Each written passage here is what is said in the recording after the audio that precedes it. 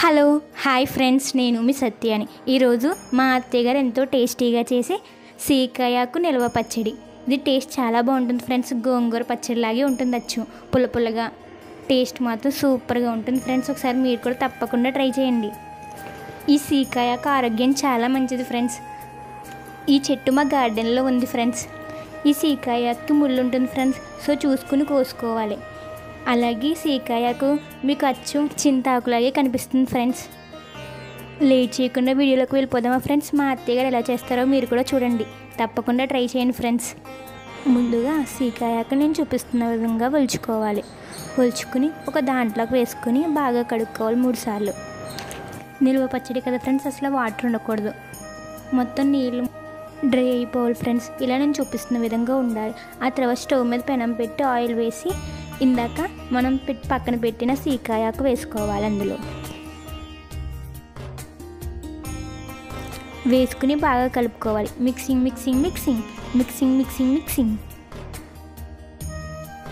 కలుపుకున్నాక అందులో కొంచెం చింతపండు వేసుకోవాలి. వేసుకుని కలుపుకోవాలి. ఇలా నేను చూపిస్తున్న విధంగా వచ్చాక స్టవ్ ఆఫ్ చేసి పక్కన పెట్టుకోవాలి. చల్లారాక మిక్సీ గిన్నెలో వేసుకోవాలి. రుచికి సరిపడా కొంచెం సాల్ట్ వేసుకోవాలి. వేసుకుని మిక్సీ చేసుకోవాలి.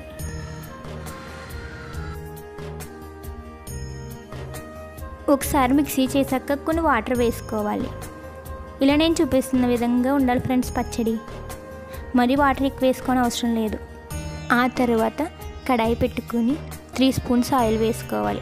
ఆయిల్ హీట్ అయ్యాక ఆవాలు వేసుకొని ఫ్రై చేసుకోవాలి.